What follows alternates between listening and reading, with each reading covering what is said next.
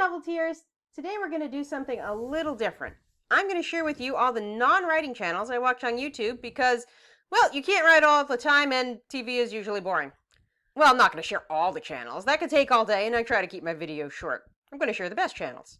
And if you're wondering who I am, I'm Devlin Blake, novel writing and self-publishing expert, coach, published author, and former ghostwriter of 200 books. If you're interested in working with me, you can check out my links in the description below. But now let's go back to those fun channels. I've got them grouped together for easy convenience. Let's start with the non-fiction channels. Then we'll move on to the ones around entertainment. And we're going to start with my absolute favorite one, PBS Eons. It's a channel that talks all about our prehistoric past, about dinosaurs and what came before dinosaurs and after dinosaurs and beyond. It explains how evolution works, what existed before plants, what happens during mass extinctions, and all kinds of stuff.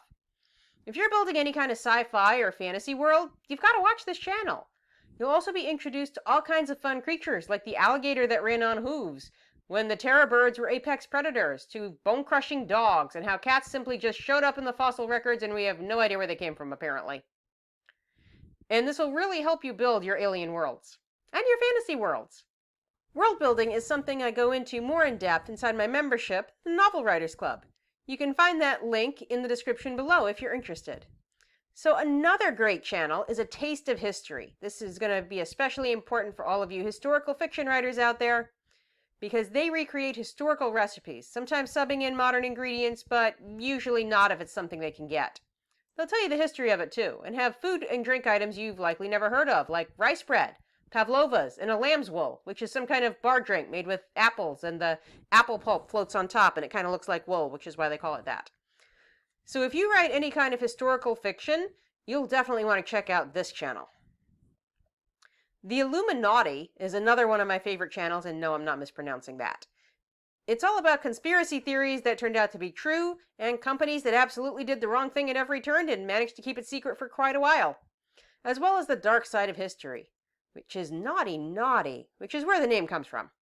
You'll be treated to such videos like Looking at the Dark Side of Jamestown, Teach for America, the nonprofit that forgot its mission, and one of the most dangerous water parks ever, Action Park. Now, I'm giving you a trigger warning on the Illuminati because if you're a person who gets easily enraged by what companies have been allowed to get away with without punishment, this is going to trigger you. Me. Okay, I'm that person. I get easily enraged by that, but I still watch this channel. So moving on. Fascinating Horror is a great channel to watch if you need ideas for your horror, thriller, or action. It covers truly horrific events as a mini documentary. I say mini because their average video is around 10 to 15 minutes long, which is plenty long enough for them to get the message across without being boring. They cover topics like the Pioneer Hotel fire, the 2011 Ride of Steel accident, and the Cleveland X-ray Clinic incident. If you don't know what the heck I'm talking about, don't worry, Fascinating Horror will be happy to tell you all about them. And it is fascinating and horrific. Or I'm just a nerd. Both can be true. And along that line, I'm going to recommend a channel called Brew. B-R-E-W. Like coffee. And Brew is awesome.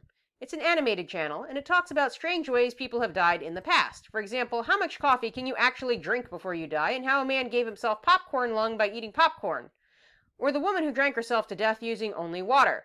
Again, it's great story fodder. And again, a trigger warning. If you're the type of person who thinks every bad thing could happen to you, don't watch Brew. But if you're not, you should definitely watch it, because it's a cool channel.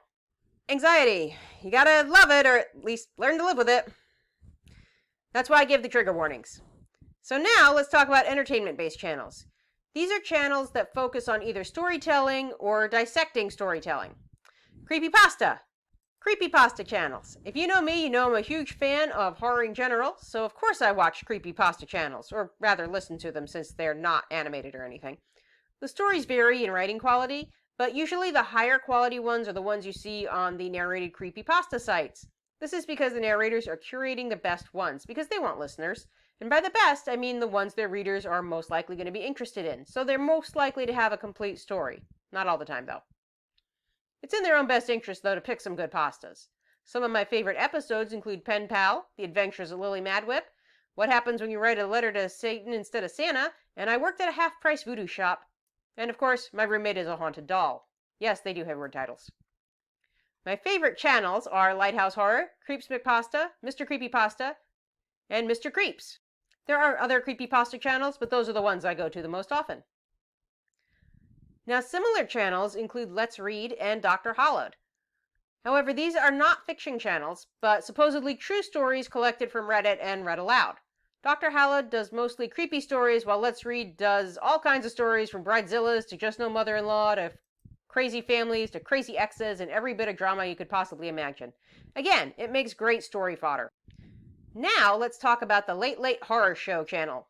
Normally, I would not recommend a channel that profits off the content of others, because they are showing something that has been aired before and no, they did not make it.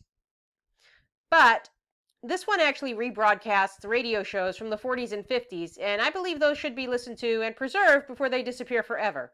And they're awesome. They even have the old commercials. They have shows like Suspense, The Sealed Book, CBS Mystery Theater, The Whistler, Yours Truly, Johnny Dollar, Boston Blackie, and a whole lot more. And those people know how to do twists in the 40s and 50s. So if you're looking for stories that have really good twists, they're about a half hour long, and picture something more Twilight Zone or Alfred Hitchcock, because these shows know how to do twists right. You'll definitely want to check them out. And if you'd like to learn even more about twists, check out some of the pre-made twists inside my membership site, the Novel Writers Club. The links are below, along with the links to all these channels I mentioned. So now, let's talk about the channels that dissect entertainment, because who doesn't love a good dissection? Cinema Therapy is another one of my favorite channels. It features movies getting ripped apart by both a therapist and a filmmaker to answer questions like, what the heck is wrong with these characters? It has topics like, does Belle have Stockholm Syndrome?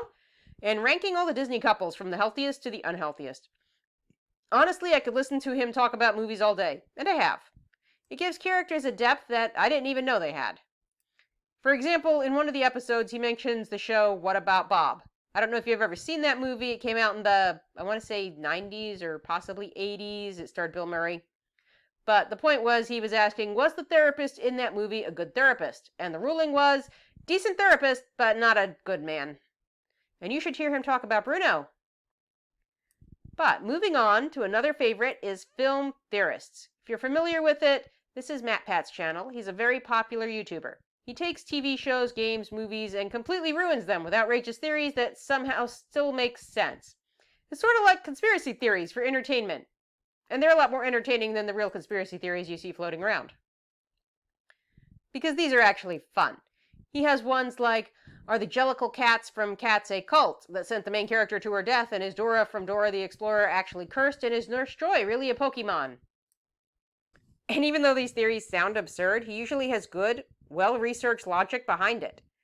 And seeing the type of research he does will help you research your own crazy ideas for stories. Pushing Up Roses is quickly becoming another favorite.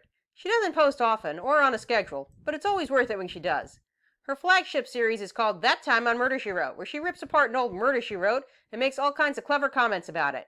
She also does Goosebumps, Are You Afraid of the Dark, The Haunting Hour, and a few other shows. And video games that I've never heard of. No reason I should have heard of them. I don't play video games. I watch YouTube. Now, the next channel I almost didn't put here because it's called Sideways and it dissects musicals. Now, you're writing a book, so it's not going to be a musical, so this doesn't really apply to you, but it is fascinating because it talks about things like why Mulan didn't work and how Pixar uses music to make you cry and why the music in Disney live-action remakes is even worse than you thought. And even though there's no music in your book, it's really fascinating, especially if you're a former theater kid like me.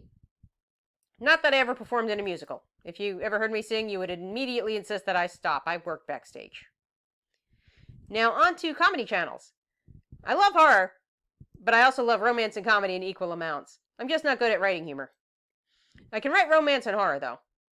But anyway, on to the comedy channels. My favorite comedy channel is the Holderness Family. They make parodies of songs like I'm Gonna Take This Other Road to the tune of the Old Town Road, and Where Is My Phone to the tune of In the Unknown. They also do skits like the Midwest Neighbor versus Southern Neighbor, Conversations with the Coronavirus, which is funnier than it sounds, trust me on that, and the 5 Stages of Costco. Another favorite comedy channel is Ryan George. He does all kinds of skits set in a world where people have things like buildings but are learning things for the very first time, like the first guy to have a house or the first guy to own a cat or the first guy to go swimming. It's actually a great way to explain things that we take for granted in a ridiculous way. He also does other skits set in the same universe that aren't first guy skits. but that make about as much sense, like the Human Sacrifice Call Center and If the News Was a Person. So my final comedy channel is It's a Southern Thing. I'm Southern, so I think this is hilarious. It features skits about things that are usually only true in the South, like Slaw and Order, which is a parody involving a cast iron pan in the dishwasher. If your neighborhood had nightly news, it's not gossip if we call it news, and Southern double names are exhausting. This one needs no explanation if you've ever been to the South. And finally, I'm going to put 2 productivity channels on here. They're productivity channels for neurodiverse people specifically. So if you're neurodiverse like me, be sure to check them out. And if you're not, you probably won't get much use out of them. But it's very nice to know you're not broken, and if you embrace doing things against popular advice, you can thrive. The first one is How to ADHD. It's run by an ADHD woman and is more academic in nature and features fun animated explanations of everything ADHD. Some of its topics include what procrastination looks like from the inside, how to explain ADHD, and the struggles when ADHD goes unacknowledged or under-discussed. The second is Elizabeth Phipps. It's a productivity vlog of a young woman in medical school. She never says she has ADHD, and if she did, I missed that video. But she's clearly neurodiverse. Her topics are things like how to consistently study with a full-time job, how I became confident as an introvert, and how not to quit everything you start. And why habits don't work. That was the original video I saw that attracted me to that channel.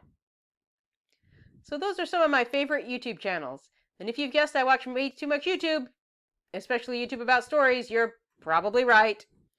But again, I don't play video games. I write, I read, I make dollhouses, I watch YouTube. And of course, I work on my membership site and my business. And as you can tell by this list, I'm a little obsessed with stories. Which is good news for you, because you can totally make use of my obsession to write your book.